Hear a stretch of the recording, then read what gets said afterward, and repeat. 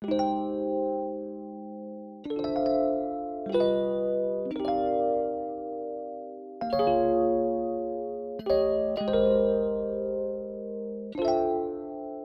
the new 2020 SE was announced mid-April, I myself jumped immediately on the bandwagon of, oh, it's just another iPhone 8. But after putting more thoughts into it, I decided to go for the plunge. As an extremely long-term user of the 5S, is there anything that will entice me or others in the same boat to make the $400 switch? The screen is the first thing that I noticed compared to my older phone. It's only about 0.7 inches bigger, but considering the 5S only had a 4-inch screen, that's almost a 20% increase in screen real estate. By no means does that result in a cinematic viewing experience, but nonetheless, it's an experience that you immediately realize. Notification banners now house more information, emails now display more text, apps no longer cut out content, meaning more detail can be displayed across the entire user interface.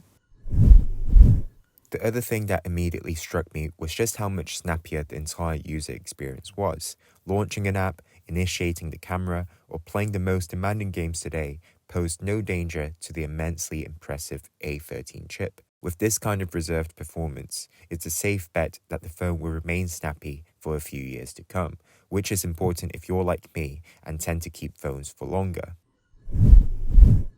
Well, the aluminium finish on the 5S and the original SE feels great in the hands. Glass just offers that little bit more premiumness. Maybe it's the fact that it is made of glass and seems more fragile. Nonetheless, it feels expensive, more expensive than what that $399 price tag warrants. Taking the perception of quality further is the feedback provided by the Taptic engine. Besides your usual feedback from pressing the home button or receiving a text, subtle vibrations throughout the various swipes and gestures within apps just makes the interactions come alive. The vibration is quiet but very distinct, giving you a sense of premium that many budget smartphones lack. It truly rounds off what was already a very significant and solid feeling phone. Another difference is the size of the phone. As you can see, it's just that little bit beefier than my 5S, which makes it a much tougher one-handed phone. While it's true that over time my fingers adapted to the larger screen, handling never quite felt as comfortable as the 5S. I would have to wiggle the phone in the palm of my hands to reach areas that I could previously touch without.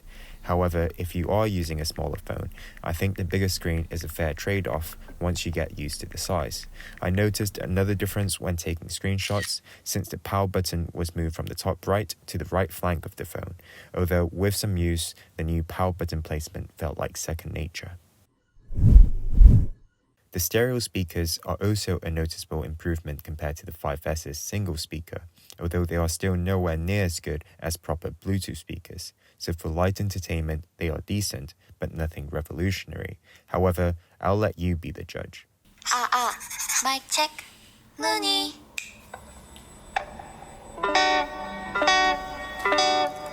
I got a condo in Manhattan. Baby girl, what's happening? You and your ass invited, so go and get to clapping. So pop it for me, play a pop it for me. Turn around and drop it for me, play a drop it for me. I've rented beach house in Miami. Wake up with no jammies. Lobster tail for dinner. Julio soft as scampi. You got it if you want it, got it if you want it. Said you got it if you want it. Take my wallet if you want it now. Jump in a Cadillac, girl, let's put some miles on it. Anything you want, just to put a smile on it. You deserve it, baby, you deserve it all. And I'm gonna give it to you. Gold jewelry shining so bright. Strawberry champagne on ice. Lucky for you, that's what I like. That's what I like. Lucky for you, that's what I like. That's what I like. Sex by the fire night. Silk sheets and diamond all night. Lucky for you, that's what I like. That's what I like. Lucky for you, that's what I like. That's what I like. Over the past 4 days, I've consistently averaged over 5 hours in screen on time. This included things people normally do on their phones, like streaming YouTube videos, listening to music over Bluetooth, light gaming sessions, and taking the odd picture or video every so often. Although the battery performance is not extraordinary, the SE should be able to last a day for most people. For the very power-intensive users, you might need to reconsider the SE as battery is really only average at best. If you're upgrading from an older phone, you won't be disappointed by the pictures the SE is able to capture. When enough light is available, the image quality is very impressive. Here's what the same subjects look like in low light conditions. Objectively, the 10R and 11 are 50 to 75% more expensive than the SE, but are they really 75% more phone? Subjectively, not for me, but then again, everyone values things slightly differently. While it doesn't have any breathtaking features on a smartphone in 2020, the ease of use, lengthy software support, and overall package is delivered in many ways that is unparalleled in the industry.